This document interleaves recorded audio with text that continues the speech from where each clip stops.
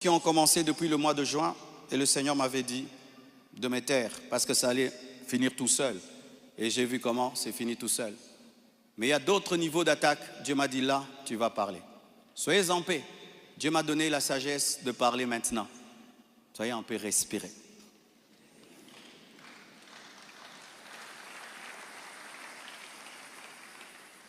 Désormais, lorsque j'aurai des choses très importantes et pertinentes, j'écrirai et puis je lirai. Amen. Comme ça, je reste vraiment dans ce que je devais dire et ce que Dieu m'a demandé de dire. Shalom, bien-aimé. Et j'aimerais que ça passe en ligne. Comme le combat est sur Internet, la réponse est sur Internet également.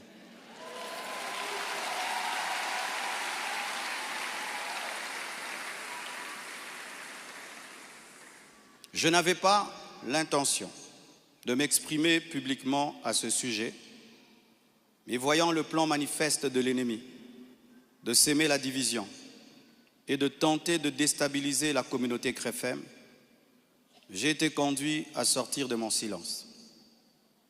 Et cela se fait aujourd'hui dans toutes les extensions compassion dans le monde. Les pasteurs vont parler en résumé ce que je suis en train de dire ici, car les fidèles ont besoin de réponses. S'il ne s'agissait que de moi, j'aurais gardé le silence, car de telles choses me sont souvent arrivées.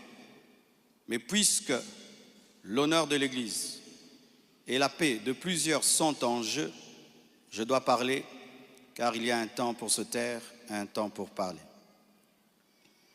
Suite au décès de mon épouse Blanche, j'avais pris l'initiative de faire construire une maison pour ma belle-mère en mémoire de sa fille. Et c'était ça le plan, d'ailleurs, je ne sais pas s'il y a les photos, c'était ça le plan de cette maison R+1. Par amour pour elle, par amour pour sa fille, en mémoire d'elle. Sur la parcelle, ma parcelle qui est à Bibois, 10 mètres sur 30 que j'allais lui donner. 10 mètres, 15 mètres sur 30, ou 10 mètres sur 30, j'ai oublié.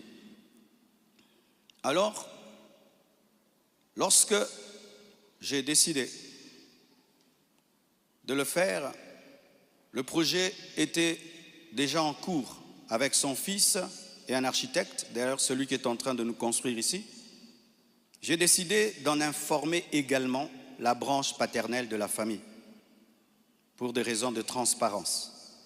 C'est alors que l'on m'a demandé de donner la même chose en espèces pour la famille paternelle, ça veut dire l'argent que je vais dépenser pour construire cette maison pour la maman, que je donne aussi la même somme du côté du papa. J'ai expliqué que je ne pouvais donner que 250 000 $ pour l'ensemble des deux familles, considérant que je n'ai qu'une seule belle famille et qu'il leur revenait de se répartir cela entre eux. Mais à ma grande surprise, on m'a dit que la maison était considérée comme un cadeau que Blanche avait promis un jour et qu'elle ne comptait pas donc dans l'héritage. Ils exigeaient donc une somme supplémentaire pour atteindre un total de 800 000 $. Par ailleurs, certains membres de leur famille ont contesté ma désignation légale comme liquidateur de mes propres biens, réclamant que ce rôle soit attribué à ma belle-mère. Ce que j'ai catégoriquement refusé, car cela ne respecte ni le droit ni l'équilibre. Comment je peux être vivant et c'est quelqu'un d'autre qui va liquider mes biens? Ils m'ont également reproché d'avoir exprimé pendant le deuil ma volonté de ne plus me remarier, une déclaration faite sous le choc et la douleur, car lorsqu'on pleure, on dit des choses, en prétendant que j'avais menti parce que j'ai finalement choisi de reconstruire ma vie. L'un d'eux m'a même dit que je devais rester veuf jusqu'à ce qu'ils reçoivent leur héritage. 2 réunions ont eu lieu entre moi et une partie de ma belle famille. Malheureusement, aucun accord n'a pu être trouvé. Ils m'ont officiellement réclamé 800 000 $ au travers de mes avocats, tandis que j'avais proposé 250 000 $ à l'amiable, par amour, par respect et pour honorer la mémoire de Blanche. Cela alors même que dans ma famille Tounassi, les biens sont toujours laissés à 100% aux orphelins, car c'est là est notre coutume, nous ne dérangeons jamais les veuves ni les veufs, tout est donné aux orphelins. Suite à cette impasse, nous avons lancé un inventaire légal de mes biens, conformément au Code de la famille en RDC, dans le cadre d'un régime de communauté de biens avec 4 héritiers. À ce jour, leur part est estimée à moins de 150 000 $, car certains biens que nous avons, certains ont été mis totalement au nom des enfants, et nous, on n'est que des représentants, mais ce n'est pas à nous. Et d'autres biens ont été donnés à l'orphelinat. On a vendu notre parcelle de Limété à l'orphelinat à un prix cadeau. Donc, c'est 150 000 $, donc inférieur à ce que j'avais volontairement proposé. Les calculs d'ailleurs sont en cours jusqu'à aujourd'hui parce qu'ils considèrent que ce n'est pas le bon chiffre. Mais alors que les discussions entre avocats étaient en cours et que j'étais en voyage, certains ont choisi la voie de la diffamation publique. Leur objectif, me nuire personnellement et anéantir le ministère. Ils me l'ont dit clairement, que nous allons détruire ton ministère, nous allons détruire ta réputation, nous allons détruire l'Église. Récemment, un numéro anonyme d'Afrique du Sud m'a confirmé ce plan. La personne a affirmé détenir plusieurs enregistrements vocaux dans lesquels Blanche était en train de se confier à sa maman. Et un jour, je parlerai de tout ça, mais pas maintenant. J'en parlerai dans 1 mois, 6 mois. Un jour, je parlerai de tout ça. Ces paroles arrachées de leur contexte et de leur timing, me faisant passer pour un mauvais mari, notre couple pour un couple détruit, alors que la plupart d'entre vous ici, vous savez combien nous nous aimions, mais dans chaque couple, il y a des temps, des fois, des petites frictions, comme dans tous vos couples. Et en 18 ans, jamais nous n'avons parlé de divorce. Je ne l'ai jamais frappé, je ne l'ai jamais insulté, je ne l'ai jamais tapé. Après 18 ans de mariage, je lui ai redemandé en mariage. Je suis allé prêcher dans l'église de mon fils Olivier, au Botswana. Tout ce qu'il m'a donné pour me bénir, je lui ai acheté une bague en diamant et je lui ai redemandé en mariage. Elle avait même témoigné dans une émission ici. Quand vous voyez ces dernières vidéos, cette femme était heureuse, était épanouie. Aujourd'hui, on veut changer toute cette belle histoire en un couple détruit. C'est totalement faux. Ceux qui veulent me croire, croiront. Ceux qui ne veulent pas, ne croiront pas. Mais je sais qui je suis devant Dieu et comment j'ai fait de tout mon mieux pour que cette femme ne manque de rien et de rien et de rien. Je ne sais pas si un jour Oracle pourra m'appeler et je l'enregistrerai pour un jour sortir ces enregistrements. Des fois, je me pense être dans un film. Il m'a aussi été reproché faussement qu'Esther venait déjà à Kinshasa du vivant de Blanche, ce qui est faux. Vous pouvez aller à la DGM, c'est seulement le mercredi. Elle est venue quand? Mercredi qu'elle est venue. Et d'ailleurs, quand elle est arrivée à l'aéroport, la DGM devait l'amener parce que c'était sa première fois. Je l'ai rencontrée après le départ de Blanche au travers d'un ami. Avant cela, je ne la connaissais pas. On ne se connaissait pas. Et on dit que j'allais souvent au Canada plus de 10 fois. De toute ma vie, je suis allé au Canada que 2 fois, pendant que Blanche était vivante. Et après, j'ai voulu aller, je n'ai pas eu le visa. Ceux qui font mes démarches de visa du Canada sont là. Je ne suis même pas allé 3 fois au Canada dans ma vie. Et ce qui est pire, on dit que j'ai pris ces biens, ces sacs, c'est plutôt ces habits, j'ai mis dans des sacs poubelles pour donner à la belle famille. Est-ce que toi, tu gardes tes habits dans des sacs poubelles pour que moi j'ai des sacs poubelles à mettre des vêtements?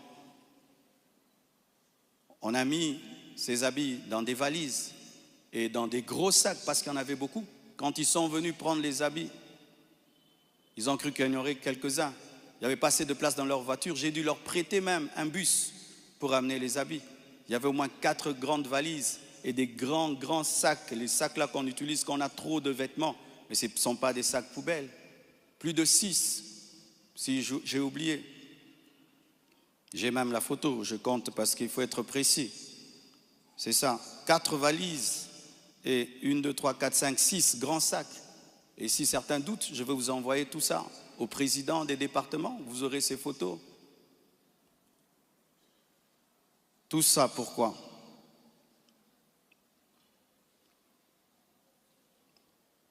Et ce qui est terrible, on m'accuse même de l'avoir tué, alors qu'elle est décédée d'une crise cardiaque à l'hôpital, suite à une opération. Et ils m'ont posé la question, elle est morte de quoi? Je leur ai dit, on l'a opérée, elle n'a pas supporté l'opération. Le même jour, quand je suis arrivé avec son corps, après encore, la famille paternelle me pose les mêmes questions devant 10 personnes, 15 personnes, j'ai expliqué. Ils savent de quoi elle est morte. Et aujourd'hui au Congo, si tu deviens grand, donc tu tues les gens. Quiconque meurt à côté de toi, c'est toi qui le tues. Le jour que Dieu t'élèvera, tu comprendras ça. Tu dois prier que tout le monde vive 90 ans. Si les gens commencent à mourir, c'est toi qui les tues. Comment peux-je tuer la mère de mes enfants? Priver Tabiri de sa maman? Comment? Même toi, qui viens de te convertir, tu ne peux pas faire une telle chose. Moi, serviteur de Dieu. Elle est partie en Turquie samedi. Je l'ai suivie dimanche. On s'est rencontrés même avec papa à l'aéroport. Elle était déjà partie. Elle me disait de venir parce que pour son opération, il fallait que le mari signe. Et je suis arrivé, j'ai signé. Même pour une césarienne, on signe. Elle est partie, elle n'est jamais plus revenue. Et comment son corps est venu vite? Frère, le problème souvent, c'est que les gens attribuent aux autres leur pauvreté. Lorsqu'il n'y a pas les moyens, quelqu'un peut mourir lundi pour que le corps vienne. On prend 2 semaines de cotisation. Mais quand Dieu t'a béni et tu as des relations, et même le médecin est touché par ce qui t'est arrivé, c'est ce médecin qui a tout fait. Je dis, je ne peux pas dormir dans votre pays, je ne peux pas rester, je ne peux pas supporter. Je dois partir demain. Mes enfants ne peuvent pas rester en train de pleurer dans ce pays. Il a dit, qu'est-ce que tu veux que je fasse? J'ai dit, fais tout que je rentre. Il a tout fait et on est venu. Et c'est la sorcellerie. Comment quelqu'un peut mourir tel jour? Du coup, vous prenez le corps, vous amenez, c'est trop vite. Donc vraiment, c'est terrible, terrible. Vraiment le niveau de raisonnement que les Congolais nous avons atteint, vraiment. Vraiment que les écoles recommencent, je ne sais pas, vraiment. C'est terrible. Des fois, je me dis, tous les derniers de la classe qu'on ne voyait plus, ils sont remplis maintenant, là-bas.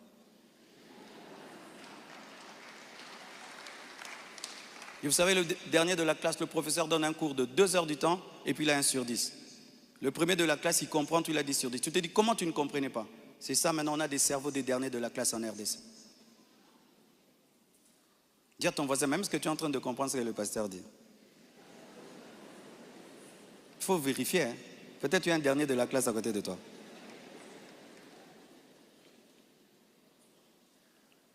Tout cela n'est rien d'autre qu'un chantage, motivé par l'appât du gain, car cette personne me dira, donne-nous l'argent, nous avons des voices, sinon nous allons te détruire. Tout ça, c'est un chantage motivé par l'appât du gain. Pourtant, malgré tout, j'étais disposé, je suis disposé à donner 250 000 $ par respect pour Blanche et pour sa famille et pour la paix. Mais je ne peux pas accepter l'injustice d'une exigence démesurée de 800 000 $. Comme je vous dis toujours, cette église n'appartient pas à mes enfants. J'ai investi 26 ans de ma vie dans cette église, mais rien n'est à mes enfants. Qu'est-ce que mes enfants auront? Les quelques biens que j'ai, c'est à eux. Ils ne viendront pas un jour vous déranger ici. Et donc je ne peux pas donner par peur ou par chantage ce qui est à eux. Ils diront, tu es quel genre de père? Et l'église, ce n'est pas nous. Et ce que tu as n'est pas à nous. Je ne le ferai pas.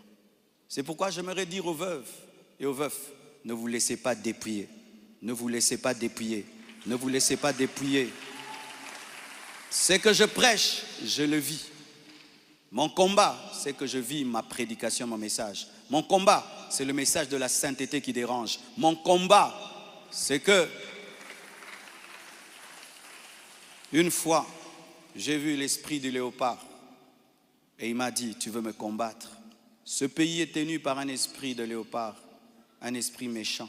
Regardez comment nous sommes devenus méchants. Regardez comment nous sommes devenus méchants, mes frères. Cette méchanceté démoniaque satanique. Et quand j'ai vu cet esprit, vous avez vu tout ce qu'on a connu. C'est pourquoi, pour finir, je vous prie, ne cédez pas à la haine. Au-delà des personnes visibles, il y a un combat spirituel. C'est une attaque de l'esprit de léopard que Dieu m'avait déjà révélé. Un esprit rusé et violent qui cherche à abattre les hommes de Dieu et à ravager les familles. Bénissez ceux qui vous persécutent.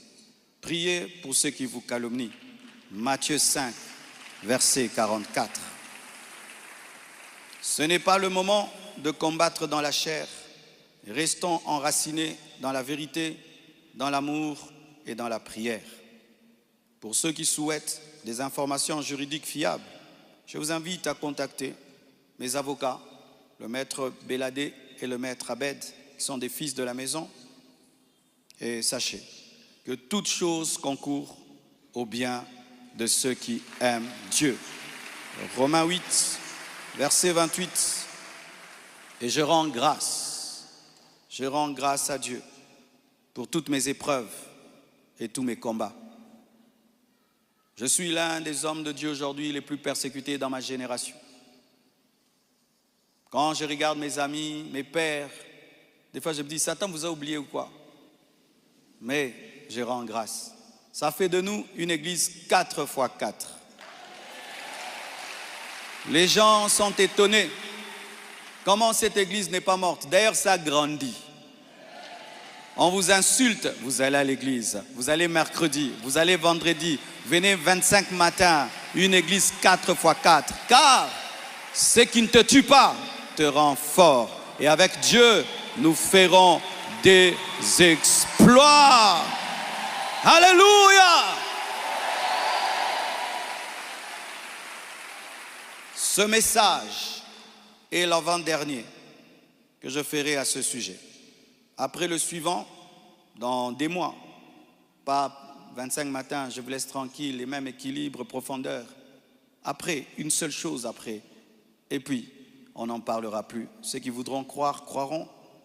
Mais sachez que moi et vous, nous devons continuer à bâtir comme Néhémie, une main à l'œuvre et l'autre sur l'épée. À bon entendeur, salut, que Dieu vous bénisse abondamment.